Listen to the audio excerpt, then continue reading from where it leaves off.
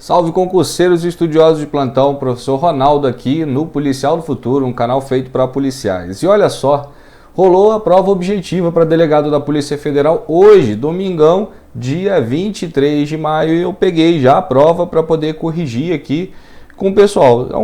Claro, é um gabarito preliminar, né? A ideia é que a gente debata um pouco, ainda vai ter muito recurso, aqui tem 2 ou 3 questões que eu vi que cabe recurso, e eu tenho certeza que vai chover recurso sobre elas, é padrão no mundo jurídico, mas a ideia é que a gente já colabore com o gabarito aqui, mesmo que preliminar, para que a gente consiga ganhar conteúdo ali, entender como é que foi o desempenho de vocês na prova. Então, se você não segue o canal, já aproveita, ajuda o tiozão aqui, se inscreva no canal, marque esse vídeo ali, curta esse vídeo se você curtiu, compartilhe com alguns amigos e acione o sininho para notificações de novos vídeos. Eu sempre estou colocando conteúdo útil, relevante aqui para a galera de carreiras policiais.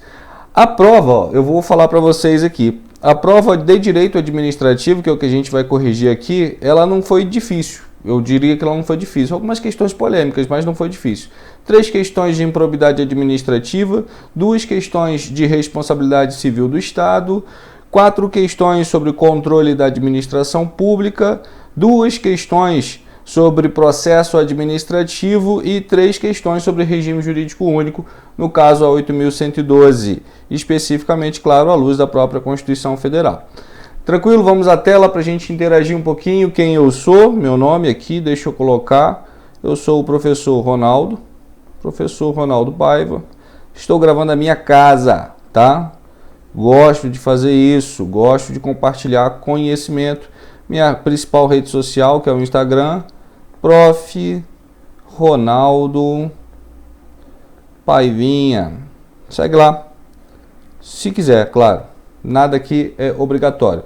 O que a gente vai fazer? Vai resolver as questões da prova de hoje para delegado, tá? Para delegado da Polícia Federal. Vamos resolver 15 questões de direito administrativo, tá bom? Que é a minha matéria, então eu faço questão de conversar bastante sobre ela, obviamente, tá? Então vamos às questões. Primeira questão, então, de olho na tela, olha, objetivo, tá? Objetivo, a gente não tá aqui para debater o sexo dos anjos, a gente tá aqui para resolver a questão, mostrar alguns pontos de vista interessantes aqui, jurisprudenciais, doutrinários e a própria letra da legislação, bem dinâmico, tá? Então, vamos lá. Primeira questão. Um agente público foi condenado por ato de improbidade administrativa. Na sentença, determinou-se que o elemento subjetivo, isso é muito importante, eu já faço isso sempre em prova, ó, elemento subjetivo é a vontade, né, do réu. No caso, havia sido culpa grave. Opa, culpa, tá? Grave aqui é só um adjacente, grava culpa. Não houve condenação à perda de função pública nem à perda dos direitos políticos. Tranquilo, não é nem perda, né? A suspensão dos direitos políticos. Mas vamos lá. Com base em quê? Considerando nessa situação hipotética e o disposto na Lei 8.429 de improbidade administrativa e suas alterações, julgue os itens a seguir. São 3 itens, então vamos julgar esses itens aqui. Primeiro passo, olha, eventual decretação de indisponibilidade de bens poderá recair sobre bens adquiridos pelo referido agente antes da prática do ato improbo, devendo-se considerar ainda o valor de possível multa civil como sanção autônoma. Questão certa, já marca aí que essa questão tá certa, tá? Vou botar aqui uma coisinha azul, questão certa. Ué, como assim, Ronaldo? Pode alcançar os bens adquiridos antes do ato de improbidade? Sim, pode. Até porque é limitado ao valor do dano causado. Se eu tenho ali um patrimônio adquirido, né, um patrimônio adquirido durante o ato de improbidade administrativa, mas que não é a monta necessária, não é a quantidade necessária para reparar o dano causado à administração pública, sim, eu vou alcançar o patrimônio dele adquirido antes do próprio ato de improbidade administrativa. Isso já é pacífico no STF e no STJ, então é uma questão bem simples. A multa é sanção autônoma, a gente já sabe disso, né? A multa é uma sanção autônoma. Aqui está falando em relação à multa civil. Sem problema nenhum. Eu tenho vários tipos de sanções, isso não é bis in idem, tá? A gente tem que lembrar sempre disso. Eu tenho uma esfera administrativa, eu tenho uma esfera política, eu tenho uma esfera civil, né? Cada um ramo jurídico nesse caso aqui tem a sua autonomia processual. Claro que a gente tem que lembrar que o direito penal tem uma certa influência do trânsito em julgamento em relação às outras esferas, mas isso se ocorrer o trânsito em julgamento, tá bom? Mas no caso aqui a gente está se deparando com uma questão fácil. Ao meu ver é uma questão bem simples, a questão está certa. E esse é o meu gabarito preliminar, beleza? Questão 2, ainda sobre improbidade. É correto afirmar que, nessa situação, a conduta do agente que levou à condenação causou dano ao erário. Olha aqui, ó. De graça, de graça. Por quê? Porque o elemento subjetivo culpa só aparece no dano ao erário. Quando eu tenho a não observação aos princípios norteadores da administração pública, lá só cabe o dolo. O enriquecimento ilícito só cabe o dolo. Agora, o dano ao erário, seja no dano puro ali do artigo 10º, seja ali no 10A em relação ao ISS, ambas essas modalidades de dano ao erário admitem a culpa. Então, o dolo ou a culpa, tranquilo. Quando ele está falando culpa na chamada da questão, aqui é uma questão de graça. Sim, é dano ao erário, tá? Porque só no dano é admitido o elemento subjetivo culpa. Então, vamos à tela. É correto afirmar? É correto afirmar. Então, esse é o meu gabarito preliminar. Tá certo também, tá? Certíssimo. Facinho, essa aqui foi de graça, foi dada. 3. As penas de perda de função pública e a de perda dos direitos políticos. O perda já bateu aqui, ó. Perda não. Suspensão. Tá? Suspensão dos direitos políticos tivesse sido aplicada somente, né? Poder ser, eu estava escrito errado aqui, né? Eu digitei errado. Podem ser efetivadas após o trânsito de julgamento de sentença condenatória. Eu já marco errada por isso aqui, ó. Não há perda de suspensão, tá? Não há perda dos direitos políticos. Há em si uma suspensão dos direitos políticos, relacionado inclusive lá no artigo 12 da lei, que fala sobre perda de bens, valores acrescidos ilicitamente ao patrimônio, ressarcimento integral ao dano, perda da função pública e suspensão dos direitos políticos. Então, ele está falando perda, já marco a questão como errada. Tá? Isso aqui é fácil. Já sei que a banca não vai nem... Se você recorrer a isso aqui só por conta dessa palavrinha aqui, você vai perder. Porque realmente é só suspensão. Não há de se falar em perda dos direitos políticos. Suspensão temporal. Tem um tempo determinado em lei. Vamos ao próximo item. Tá vendo que é dinâmico, não é? Eu não estou aqui para te explicar, né, a profundidade do item, não. Você está fazendo uma prova de delta, meu brother. Você já tem profundidade. Aqui eu estou dando julgamento mesmo, sabe? Por que está certo, por que está errado. Tem que ser assim. Se não for assim, a gente não evolui. A gente vai passar aqui 20 horas explicando o conteúdo que você deveria ter aprendido durante todo o seu processo acadêmico ali nos estudos para concurso público. Não é o nosso objetivo aqui, muito menos o meu. Tranquilo? Vamos ao próximo item já, falando sobre responsabilidade civil do Estado. Aqui eu achei polêmico, tá? Tem uma questão aqui que eu achei bem polêmico, ó. Vamos à tela. Acerca da responsabilidade civil do Estado, julgue os itens que se seguem. São só 2 itens, ó. Conforme a teoria do risco administrativo, que é a teoria adotada no nosso ordenamento jurídico, tá? Teoria do risco administrativo. Uma empresa estatal dotada de personalidade jurídica de direito privado que exerça atividades econômicas responderá objetivamente, responsabilidade objetiva, ó, responderá objetivamente pelos danos que seus agentes nessa qualidade causarem a terceiros, resguardado o direito de regresso contra o agente, claro, contra o causador do dano. O item tá certo, né, meu amigo? O item tá... Opa, azul, Ronaldo, azul. O item tá certo, esse é o meu gabarito. Por quê? Porque lá no artigo 37, parágrafo 6º da Constituição Federal de 88, ele vai me dizer exatamente isso aqui. Isso é aplicável para a administração pública indireta? Com certeza. Mesmo sendo uma sociedade de economia mista, mesmo sendo uma empresa pública de direito privado, vai se aplicar? Vai se aplicar. Lembre-se, quando o agente público estiver na qualidade da atividade pública. Esse é o grande macete. Então a questão está certa. Ela me traz exatamente, inclusive esse trecho aqui, ó. Deixa eu marcar aqui para você, ó. Esse trecho aqui, ó. Ela exerce atividade econômica, responderá objetivamente pelos danos causados. Daqui até aqui é a cópia da Constituição Federal. Copiou, e colou. E por isso não tem como errar uma questão dessa aqui. Tranquilo? Vamos ao próximo item. Item 5. É subjetivo a responsabilidade subjetiva, a responsabilidade civil do Estado decorrente de conduta omissiva. Essa aqui é uma questão polêmica, tá? Conduta omissiva. Responsabilidade que ele está falando, a responsabilidade é subjetiva. E ele ainda fala mais, ó, conduta omissiva imprópria, tá? Ele misturou um pouco de um conceito do próprio direito penal ao direito administrativo, sendo necessária a comprovação de culpa do dano e do nexo de causalidade. Vem aqui comigo, ó. Qual é a regra da responsabilidade civil do Estado? A regra é objetiva, ela independe do elemento subjetivo humano, independe da vontade. Eu tenho o dano, eu tenho uma conduta e tenho um nexo de causalidade que vai conectar então a conduta ao dano. Então, independente da vontade, alheia à vontade do agente, essa é a regra. Mas eu tenho as omissões. Não, quando o Estado tem o dever de agir, né? O dever de agir, eu chamo de omissão própria, é aquela onde a lei atribui a ele o dever de agir. Imagina isso. Ele tem que fazer tal coisa. Ele tem que fazer licitação. Tá vendo? A lei determina para ele licitar. Então isso, se ele deixar de fazer, é uma omissão própria, porque ele simplesmente não está obedecendo o que a lei mandou ele fazer. A omissão imprópria, ela tem um viés subjetivo de prevenção. Não, eu prevejo um determinado dano e eu preciso agir para que ele não aconteça. Em situações do Estado, o Estado também tem esse dever. Ele também tem esse dever. Ele não precisa de uma lei.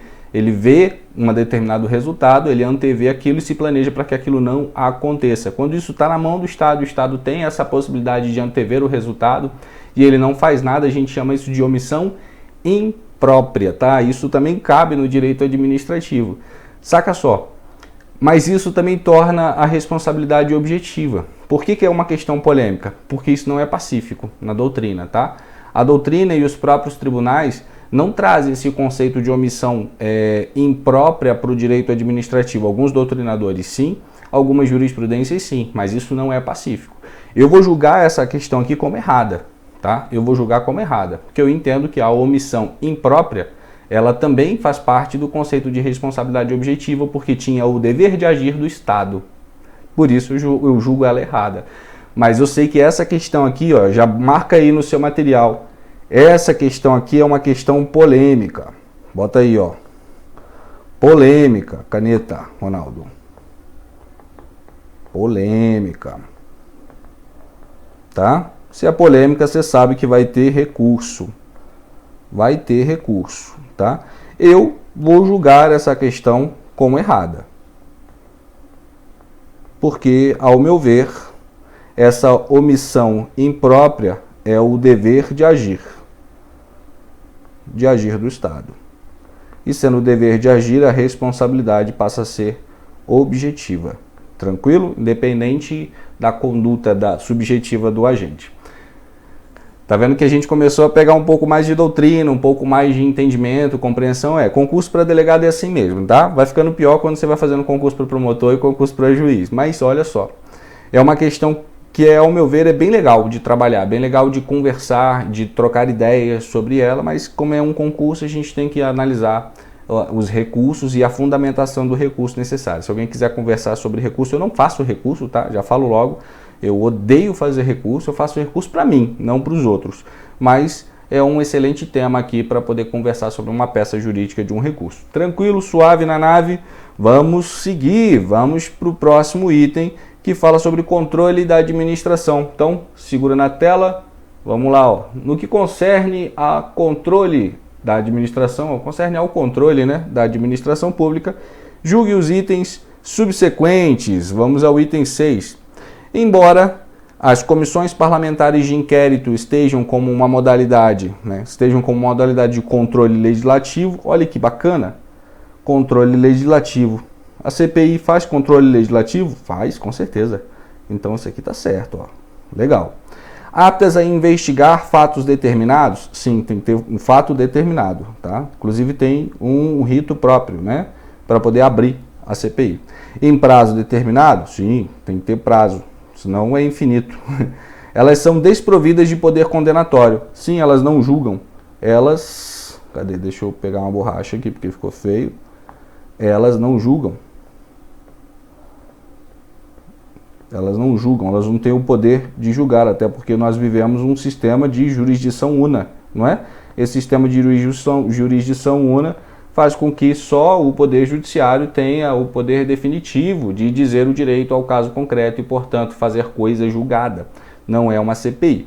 Então, o item aqui, ó, embora as comissões parlamentares de inquérito sejam como uma modalidade de controle legislativo, tá certo, aptas a investigar fatos determinados em prazos determinados, tá certo, elas são desprovidas, são desprovidas de poder condenatório, tá certo. Esse é o meu gabarito preliminar da 6, ó. Só para você ver que estava em mim, não estava na tela, então só para você ver que realmente é isso. Vamos à questão de número 7.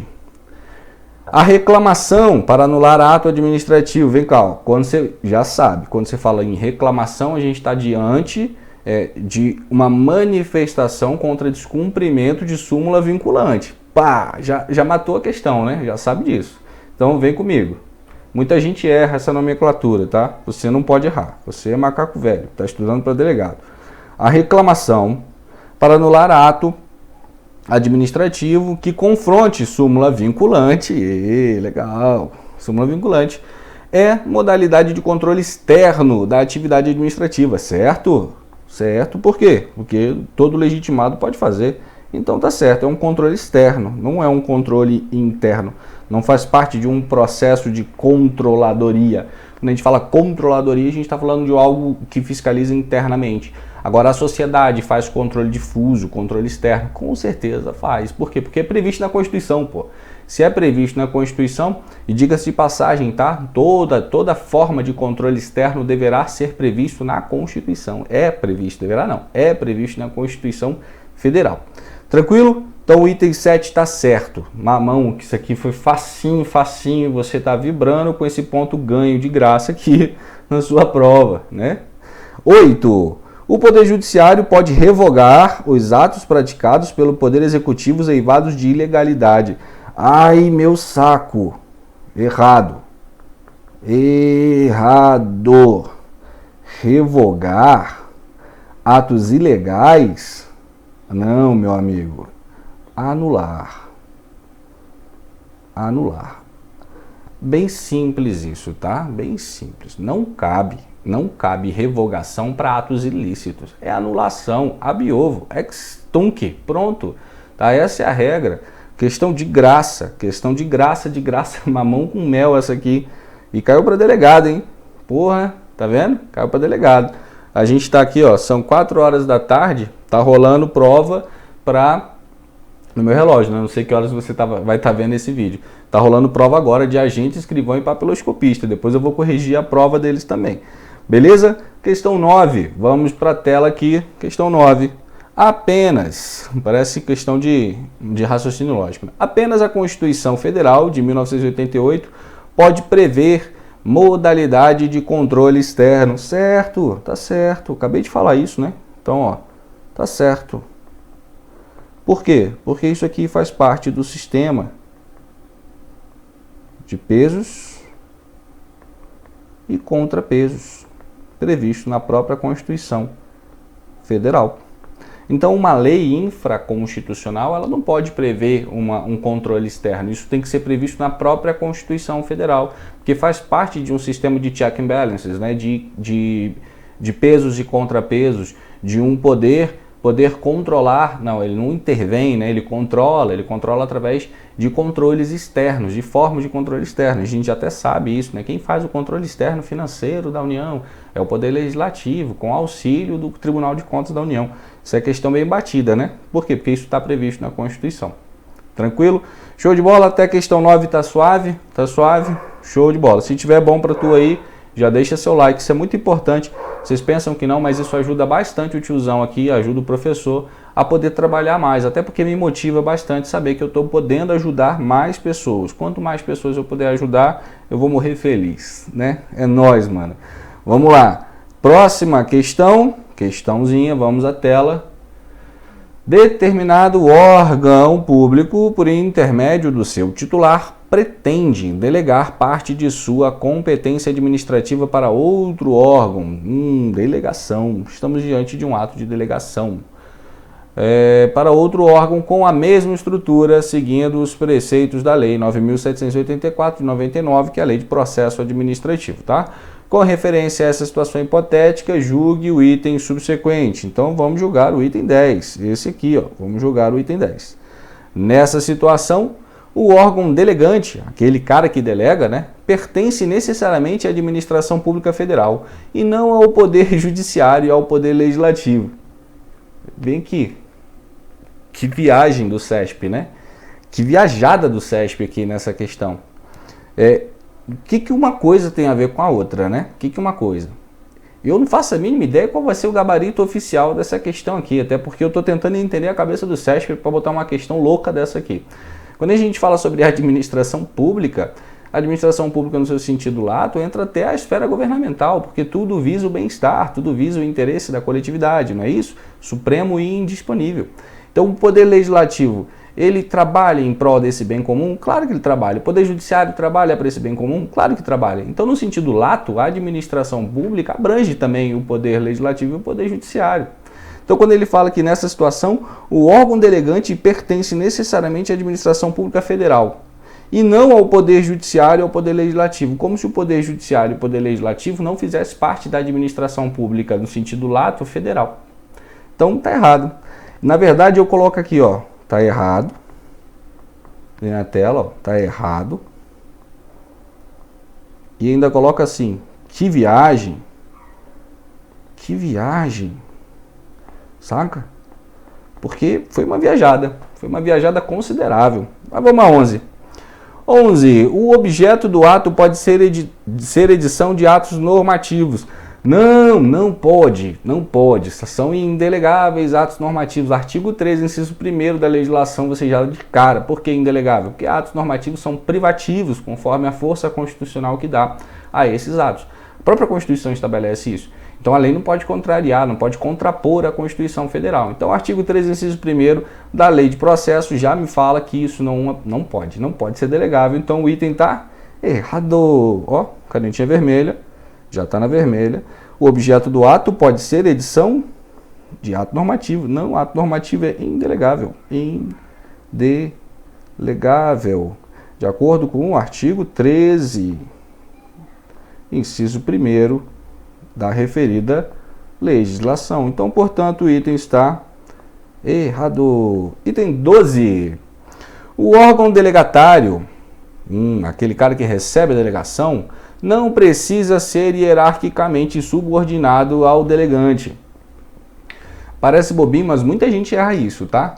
Para eu delegar uma atribuição, claro que tem que ter um escopo de similaridade, de execução daquela pessoa, e tem uma legislação, um decreto, inclusive, que vai regulamentar isso. Mas precisa estar dentro, aquele órgão precisa ser meu subordinado dentro da minha organização administrativa ali? Ele precisa estar ali no meu staff de subordinação? Não precisa. Não há necessidade de subordinação para a delegação de funções. Existem requisitos para a delegação, mas essa aqui não é esse requisito. Lá no artigo 12 da própria Lei de Processo Administrativo a gente vê isso, tá?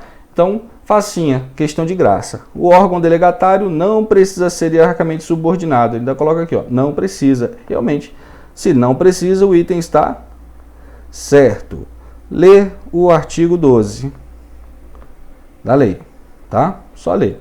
Você vai entender exatamente isso que eu estou falando para você.